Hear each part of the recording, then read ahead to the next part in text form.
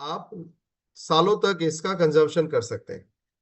अब डॉक्टर को जब आप ये प्रोडक्ट्स रेकमेंड करोगे, पहले डॉक्टर को दो चीजों की रिक्वायरमेंट है।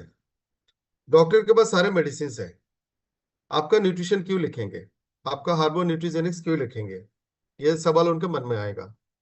दूसरा सवाल उनके मन में आएगा, इसमें जो इंग्रेडिएंट्स है वो काम कैसे करता है। तीसरा आएगा, ये मतलब अप्रूव्ड है, वैलिड है, सर्टिफाइड है, इसका कोई रिजल्ट है, टेस्टिमनी है। ये तीन चार सवाल आएंगे। और अगर उनको अच्छा लगा तो आपसे पूछेंगे इसका डोसेस कैसे होंगे, मैं अपने मेडिसिन के साथ कैसे लिखूं। सबसे पहला चीज जो आप उनको बताओगे उनके सवालों का, आप बोलना ये सर्टिफाइड है, ये फार्माकोपिया में लिस्टेड है। फार्माकोपिया का मतलब है दवाइयों का किताब, बुक ऑफ मेडिसिन। और ये सरकारी किताब है, वो जो मेडिकल साइंस के स्टूडेंट एमबीबीएस में पढ़ते हैं वो वाला किताब नहीं है। ये एक बहुत मोटा सा किताब है, बहुत सारे वॉल्यूम्स आते हैं। उसमें सारे मेडिसिन के नाम लिखे होते हैं, न्यूट्रिशन के नाम लिखे होते हैं। ये आयुर्वेद का अलग आता है, एलोपैथ का अलग आता है। और ये उन तमाम मेडिसिन न्यूट्रिशन का लिस्ट है जो सरकार ने अलाउ किया है कि आप इसको बना सकते हो, आप इसको खा सकते हैं। फार्मास्यूटिकल कंपनी इसी किताब को देख के अपने सारे मेडिसिन बनाते हैं। इसलिए मेडिसिन पे कोई भी इंग्रेडिएंट्स डाला होगा, आप उसमें देखोगे साइड में लिखा है। अगर लिखा है पैरासिटामोल, उसमें लिखा होगा आईपी, यानी इंडियन फार्माकोपिया के हिसाब से। यूएसपी, यूनाइटेड स्टेट फार्माकोपिया के हिसाब से। बीपी, ब्रिटिश फार्माकोपिया के हिसाब से। ये किताबों का मॉलिक्यूल है। तो आपने बताना है सर ये फार्माकोपिया में लिस्टेड है। नंबर टू, आपने बताना है सर जो दवाई आप, थोड़ा सा आपने उनके साथ हेल्दी डिस्कशन करना है। अगर आपको टाइम मिला तो आप सिंपली पूछ सकते हो, सर आप तो सारे दवाई इतने सालों से लिख रहे हो, अगर मैं गलत नहीं हूं तो मेरे ख्याल से ये सिर्फ सिम्टोमेटिक रिलीफ करती है, यानी लक्षण को कंट्रोल करती है। हम ये तो नहीं कह सकते कि बीपी की दवाई 6 महीने लेगा तो बीपी पूरा ठीक हो जाएगा, डायबिटीज की दवाई 3 महीने लेगा तो डायबिटीज ठीक हो जाएगा। हम ये तो नहीं कह सकते ना। वो मानेंगे बिल्कुल, ये हम सिम्टम्स को या उस बीमारी को कंट्रोल करने के लिए देते हैं। तो आप इसमें बता सकते हो सर हार्बो न्यूट्रिजेनिक्स मेडिसिन 3.0 के बेसिस पे बना है, जो WHO यूनिसेफ कहती है। इसमें 5 कैटेगरीज ऑफ एलिमेंट्स डाले गए हैं: आयुर्वेदा, एंटीऑक्सीडेंट, प्रोबायोटिक्स, न्यूट्रोसिटिकल, न्यूट्रिजिनोमिक्स। आप उनको फिर एग्जाम्पल देना। बोला सर जो जॉइंट्स के डॉक्टर्स आप उनको दिखा देना, प्रोडक्ट्स खोल के दिखाना, सर यही है ना जो आप अपने प्रिस्क्रिप्शन में लिखते हो, glucosamine, methyl sulphonyl, methyl chondroitin sulphate etcetera. बोला सर ये तीनों चीज हमने एक ही साथ में एक ही टैबलेट में डाला है। इसके अलावा और भी ऐसे बहुत सारी चीजों को डालते हैं जो शायद आप लोग लिखना पसंद करते होंगे, लेकिन आपको एक साथ में कॉम्बिनेशन में नहीं मिलते। Collagen, peptide, calcium, magnesium etcetera etcetera. तो आपने बताना है सर इसमें आपके पसंदीदा मॉलिक्यूल्स डाला गया है, साथ में हमने इसमें एड ऑन मॉलिक्यूल्स डाले हैं, और जो एड ऑन मॉलिक्यूल्स है ये इस तरह से काम करती है, और इसमें इतना ग्राम इतना ग्राम इतना ग्राम डाला है। और आपने उनको दिखाना भी है। इनफैक्ट मैं एक चीज आपको दिखाऊंगा।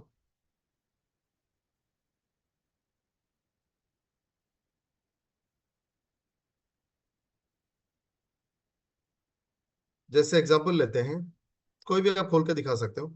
जैसे ब्रेन वन के पीपीटी है, इंग्रेडिएंट्स वाला।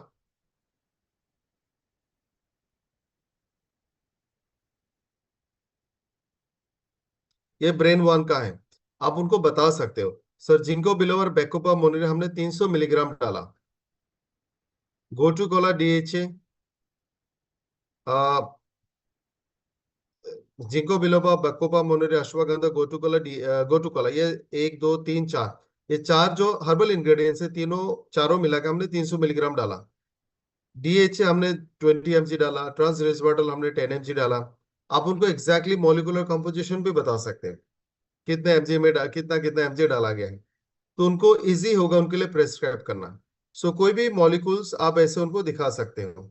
जैसे ये अश्वा वन का है, 800 मिलीग्राम ऑफ पेटेंटेड KSM-66 और 150 mg of herbal complex, active herbal blend complex, grape से ginseng, green tea, strawberry, bioperine etcetera. ये लिवर वन का है। तो आप उनको कॉन्सेंट्रेशन का चार्ट भी दिखा सकते हो, इंग्रेडिएंट्स का कॉम्पोजिशन का चार्ट। तो उनको बहुत मदद मिलेगी और वो हिसाब कर लेंगे, यानी मुझे इसका एक इंसान को एक दिन में 4 टेबलेट लिखना है। फिर सवाल आएगा रिजल्ट और एफिकेसी का। अब अपने साथ सारे टेस्टिमनी का सारे जितने भी हमारे अच्छे रिजल्ट्स है उसका वीडियोस को आप कैरी करें। तो आप एक दो अगर डॉक्टर को दिखाएंगे तो वो पॉजिटिव हो जाएगा। So this is all about कि आप डॉक्टर तक कैसे पहुंचे और उनको आप कैसे प्रेजेंटेशन देंगे। आपको ओरिएंटेशन कैटलॉग लेके जाना है, प्रोडक्ट के जो कॉम्पोजिशन है उसका प्रिंट आउट लेके जाओ, फिजिकल प्रोडक्ट आप लेके जाओ, उनको दिखा भी दो। एक सवाल डॉक्टर सोनाल कुलकर्णी ने लिखा है, एसबीटीसी 15 ml दे सकते हैं क्या? ये जो हमारे दोनों जूसेस हैं, एसबीटीसी या फिर एबीवीटी जूस, इसको एडल्ट डोज के हिसाब से हमने इसका डोजिंग रखा है। से कोई 25-30 साल से लेकर 40-45 के उम्र का कोई मिडिल एज के इंसान हो, नौजवान हो, और उनका वजन 60+ है, 60 से 70-80 किलो के बीच में है, उनको हमने 30 ml करके 2 बार देना है। अगर इससे कम वजन का होगा तो हमने डोज को कम करना है। बहुत बार जो लोग पहली बार एसबीटीसी पीते होंगे, एबीबीटी पीते होंगे, उनको थोड़ा सा टेस्ट अनईजी लग सकता है। तो शुरू में आपने लो डोज से स्टार्ट करें। शुरू के 4 दिन आप 10 ml से स्टार्ट करें, उसके बाद आप 20 ml पे लेके जाएं, और फाइनल आप 30 ml पे लेके जाएं। जिनको सीवियर गैस्ट्राइटिस है उनको आप एसबीटीसी जूस ब्रेकफास्ट के बाद देना। देवेंद्र जी ने थायराइड के बारे में लिखा है, हाइपर थायराइडिज्म के लिए। हाइपर थायराइडिज्म का बहुत सारे रीजन है, और आजकल जो थायराइड की बीमारी, नॉट ओनली थायराइड, ज्यादातर थायराइड का कारण ऑटो इम्यून डिजीज भी है। जैसे हम नॉर्मली हाइपो और हाइपर थायराइडिज्म कहते हैं, वहां में आपने दो बीमारी, दो नाम और सुना होगा, ग्रेव्स डिजीज और हशीमोटो डिजीज। ये ऑटोइम्यून डिजीज है, एक में थायराइड T3 T4 कम हो जाती है, इसमें एक में T3 T4 बढ़ जाती है। थायरो वन को हमने बहुत तरीके से डिजाइन किया, इसको आप दोनों केसेस में दे सकते हैं। अगर हाइपर थायराइडिज्म है, T3 T4 बहुत ज्यादा है, तो साथ में कैल्शियम और एनाइन को दे सकते हैं, ये ऑटोइम्यून में भी काम करता है। और उनका आयोडाइज सॉल्ट लेना बंद करवा दीजिए अगर थायराइड ज्यादा है। अगर T3 T4 कम है तो आपने थायरो वन 2 बार देना है, और शुरू के 1-2 महीने 3 महीने तक आप ज्यादा डोसेस में भी दे सकते हो, 2-2 टैबलेट 2 बार।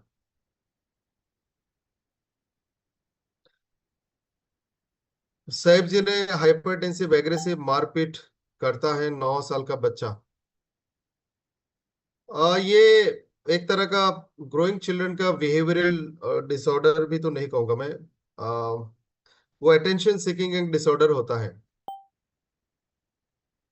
इसमें आप A1 जूनियर दे सकते हो, और उसका काउंसलिंग करना पड़ता है। उसको आप प्रायोरिटी दो, उससे बात करें, उसको एंगेज रखे, वो कुछ भी कहने की कोशिश करता है उसको पहले सुने। तो ये फैमिली काउंसलिंग से धीरे धीरे और A1 जूनियर से आपको हेल्प मिल सकता है। अनिल रांजू जी ने लिखा है, 27 साल का फीमेल है, लेफ्ट पैर के एड़ी में दर्द है, ये बोन एक्स्ट्रा बोन ग्रोथ हो सकता है? कोई भी रीजन हो सकता है। लेफ्ट पैर के एड़ी के दर्द का कारण कैल्शियम डेफिशिएंसी भी हो सकता है, यूरिक एसिड भी हो सकता है, बोन ग्रोथ भी हो सकता है, कोई इंजरी भी हो सकता है। सो अगर आपके पास कोई प्रेस्क्रिप्शन है, डॉक्टर का डायग्नोसिस है, वो एक बार पता करना। अफसाना जी ने लिखा, एस्ट्रोनो वन का कॉफी एम्प्टी स्टमक ले सकते हैं क्या? जी, लिया जा सकता है।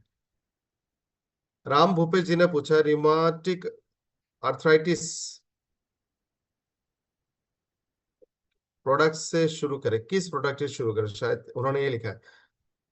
आर्थराइटिस दो तरह का होता है, एक ऑस्टियो आर्थराइटिस है, एक रियोमेटिक आर्थराइटिस है। जो ऑस्टियो आर्थराइटिस है उसमें कैल्शियम की कमी, हड्डी की कमजोरी, इससे आपको जोड़ों में दर्द होता है, और वो आपकी हड्डी और वो जो जॉइंट है, लिगामेंट, टेंडन्स, कार्टिलेज, सैनिबल फ्लूइड, ये सारा डैमेज होने लगता है। जो रियोमेटिक आर्थराइटिस है वो अलग है। आपका बॉडी का जो डिफेंस सिस्टम है, आपका रोग प्रतिरोध क्षमता, आपका इम्यून सिस्टम आपके जॉइंट्स पे हमला करती है, तो जॉइंट्स में इन्फ्लेमेशन होती है। सो रिमेटिक आर्थराइटिस का पेन परमानेंट और कंसिस्टेंट नहीं है, अप एंड डाउन हो सकता है। ऑटो इम्यून डिजीज का एक कारण है कैल्शियम की कमी, तो आप इसमें कैल्शियम दें। दूसरा है A9 ऑन्को, ये भी इम्यून सिस्टम को बैलेंस करता है। सो रिमेटिक आर्थराइटिस केसेस में कैल्शियम और इन इन अंकों से शुरू करें और 1 महीने तक इसी को जारी रखें। उसके बाद 1 महीने के बाद अगर रिलीफ मिलता है तो वेल एंड गुड, नहीं तो आप वन टाइम करके ऑर्थो भी स्टार्ट कर सकते हैं।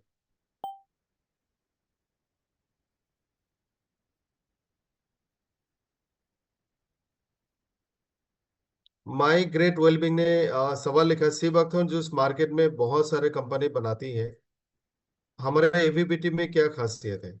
आप एबीबीटी की पूछ रहे हैं या फिर सी बख्तौन की पूछ रहे हैं? दोनों को बता देता हूँ।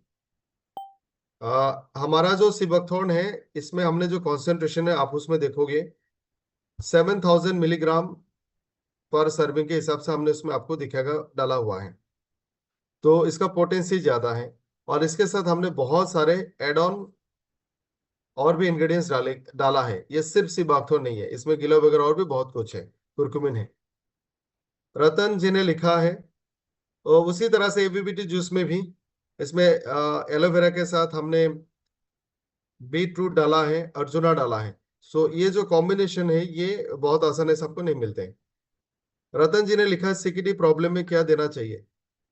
किडनी डिजीज में मैंने लास्ट टाइम भी कहा था, अगर कोई क्रॉनिक किडनी डिजीज है, कोई भी तरह का किडनी डिजीज है, आपने सबसे पहले पेशेंट से ये पूछना है कि डॉक्टर ने आपको सब कुछ खाने दिया है या फिर बोला है कि मुझसे पूछ के ही खाना।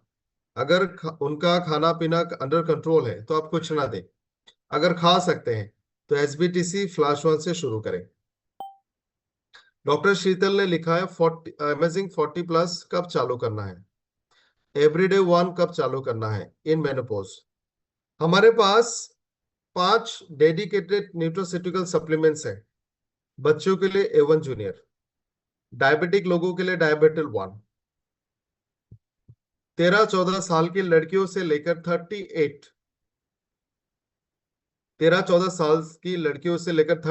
की महिला तक स्वीट 18, 38 से लेकर 45 तक महिला को, 38 साल के महिला से लेकर 45 साल के महिला तक आप अमेजिंग 40 दे सकते हैं, क्योंकि इस दौरान उनके मेनोपॉज का पीरियड होता है। मेनोपॉज होगा और पीरियड आना जाना कम ज्यादा ये चलता रहेगा। इन सबको छोड़ के हर किसी कैटेगरी को आप एवरीडे वन दे सकते हैं।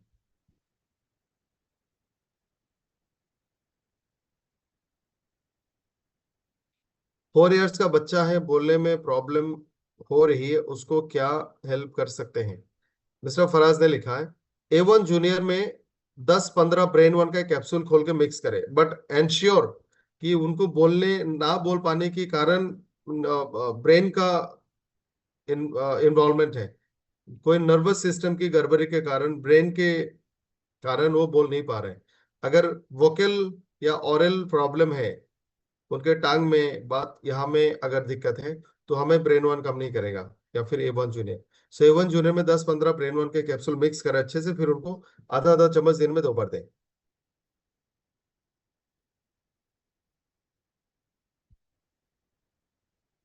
राजेंद्र जी ने लिखा है, आयुर्वेदिक प्रोप्राइटरी मेडिसिन और न्यूट्रोसिटिकल सप्लीमेंट्स में क्या डिफरेंस है?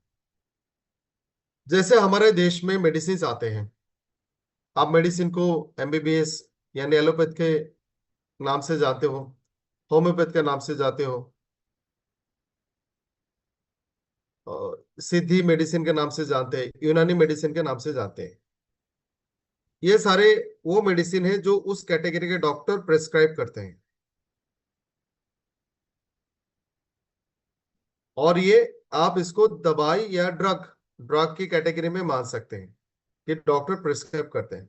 न्यूट्रोसिटिकल उनके जैसा नहीं है। न्यूट्रोसिटिकल का साइड इफेक्ट नहीं है, इनको लिखने के लिए आपको डॉक्टर होने की जरूरत नहीं है, इनको कोई भी लिख सकता है। इनको आप अपने रिक्वायरमेंट के हिसाब से ले सकते हो। एस्ट्रो ने उनको कोई भी इंडिपेंडेंट बिजनेस एसोसिएट आपको रेकमेंड कर सकता है। अब ये जो आयुर्वेदिक प्रोप्राइटरी मेडिसिन है, ये थोड़ा सा अलग है। आयुर्वेदा में एक किताब आती है आयुर्वेदिक फार्माकोपिया, उसमें भी सारे दवाइयों का नाम लिखा गया है। उसमें आपको ब्राह्मी मिलेगा, शंख पुष्प मिलेंगी, आंवला मिलेगा, अ, सारे इंग्रेडिएंट्स मिलेंगे, वसा का मिलेगा, तुलसी मिलेगा, अश्वगंधा मिलेगा, सारे आयुर्वेदिक एक्सट्रैक्ट्स मिनरल्स उसमें डाला गया है। अब आयुर्वेदा का जो अप्रोच है वो एक तरह का नहीं है कि आप इसका सिरप पी लो जिसमें सिर्फ अश्वगंधा डाला है, तो आपको फायदा मिलेगा। उसके अप्रोच है बत पित्त कफ। बात का मतलब होता है, बत पित्त का मतलब होता है बॉडी का मूवमेंट से इन्वॉल्व होने वाले ऑर्गेन्स, बॉडी के स्ट्रक्चर को सपोर्ट करने करने वाले ऑर्गेन्स, डाइजेशन और मेटाबॉलिज्म के ऑर्गेन्स। यानी वात पित्त का कुल मिलाकर आपका musculoskeletal system, digestive system, excretory system, metabolic system, आपके सर्कुलेटरी सिस्टम, नर्वस सिस्टम, ये सारा कुछ उसमें आ जाता है, ऑल द सिस्टम। आयुर्वेदा में ये तीनों के बेसिस पे प्रोडक्ट्स बनाए जाते हैं। तो बात के अगर समस्या है तो सिर्फ एक इंग्रेडिएंट्स में नहीं डालेंगे। अब ये जो फार्माकोपिया की किताब है उसमें से वो छाट के निकालेंगे बात में कौन कौन सा पौधा, कौन कौन सा एक्स्ट्रा काम में आता है। यानी उन्होंने अलग अलग आयुर्वेदिक एक्सट्रैक्ट्स को निकाल के उसको मिक्स करके एक खास पर्पज से डिजाइन किया। इसी को बोलते हैं आयुर्वेदिक प्रोप्राइटरी मेडिसिन। ये कस्टमाइज्ड है, यानी आपने सही तरीके से डिजाइन करके बनाया। अब मान लो किसी कंपनी ने खांसी के लिए चार पांच चीजों से अदरक डाला, उसमें हनी डाला, शहद डाला, उसमें थोड़ा सा तुलसी डाला, उसमें वसागा डाला, ये भी एक आयुर्वेदिक प्रोप्राइटरी मेडिसिन है क्योंकि इन तीनों का चारों का फायदा खांसी में होगा। तो इस तरह से बनते हैं आयुर्वेदिक प्रोप्राइटरी मेडिसिन। जो नेचर आयु कैटेगरी के हमारे प्रोडक्ट्स है वो आयुर्वेदिक प्रोप्राइटरी मेडिसिन के कैटेगरी में आते हैं। मनोज जी ने लिखा 35 साल की महिला के सीने में दर्द पिछले 6 महीने से हो रहा है, उसके एस्ट्रो ने उनको कौन सा प्रोडक्ट दे। अगर पिछले 6 महीने से लगातार हो रहा है, मुझे डाउट है हार्ट की प्रॉब्लम भी हो सकती है। आप सबसे पहले इनका एक बार ब्लड प्रेशर और ईसीजी करवाएं फॉर सेफ्टी। आप हार्ट वन स्टार्ट करें। कभी कभी ये पेन का कारण गैस्ट्राइटिस भी हो सकता है, लेकिन गैस्ट्राइटिस का पेन 6 महीना लगातार नहीं रहता है, वो कभी जाएगा थोड़ा आएगा, इस तरह से होगा। सो फॉर सेफ्टी एबीबीटी जूस गैस्ट्राइटिस में भी मदद करेगी, हार्ट की प्रॉब्लम में भी। सो तो आप ये दोनों प्रोडक्ट यूज करें, एबीबीटी जूस एंड हार्ट वन। बोल पता है ना चल पाता है उसको अभी एवन जूनियर दिया जा सकता है। मुझे लगता है ब्रेन वन भी काम करेगा, लेकिन बच्चा बहुत छोटा है।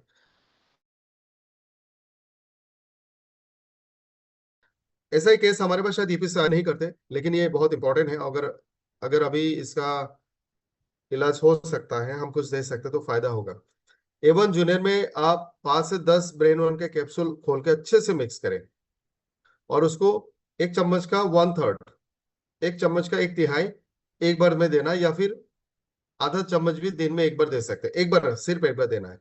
और ये आप लगातार 2 से 3 महीना देते रहे, विशाखा जी।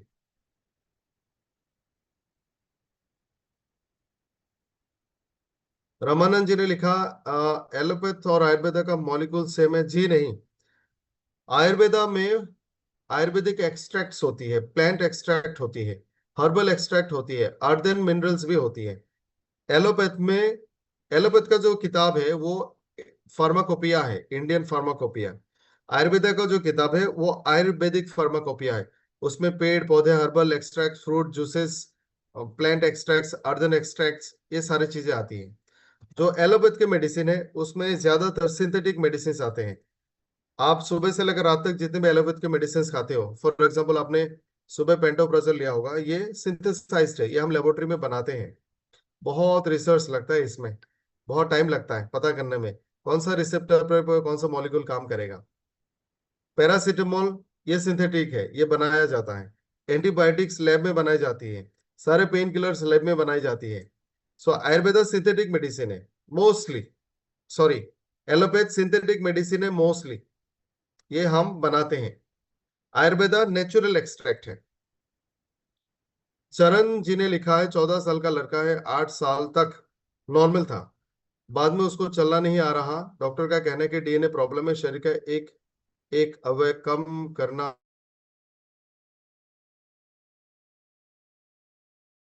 बंद करेंगे। चवन चरण जी आपको मुझे इसका रिपोर्ट भेजना पड़ेगा। एस्ट्रोनॉन मार्क HMT, आपने कुछ सवाल तो लिखा, मुझे समझ में नहीं आ रहा है। क्या मर मार्क पे पर क्रैच है तो क्या दे सकते हैं, नहीं समझ में आया। राजेश जी ने लिखा ऑर्थोपेडिक सर्जन सफरिंग फ्रॉम फ्रोमियोटिक डिस्ट्रोफी A61।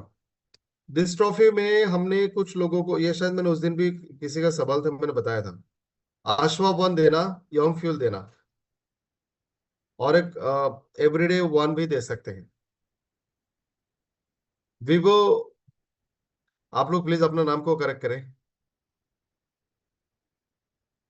किडनी के बारे में हमने बात कर लिया। फुलबरी, फुलबरी क्या होता है? फुलबरी के लिए कौन सा सप्लीमेंट्स बेस्ड है? फुलबरी समझ में नहीं आया रजनी चांड जी? योगेश जी ने एक सेक्सुअल हेल्थ रिलेटेड सवाल पूछा। हमारे पास दो खास प्रोडक्ट है। मेल के लिए हमने प्रो वाइटलाइजर H12 बनाया, साथ में अश्वाबान एवरीडे वन ले सकते हैं। और फीमेल के लिए हमने बनाया है WLB1, साथ में सुई रेटिन या फिर Imaging 40 भी ले सकते हैं। जिनका जिनको जिन्होंने अपना नाम नहीं लिखा ना, मैं उनका सवाल नहीं ले रहा हूँ।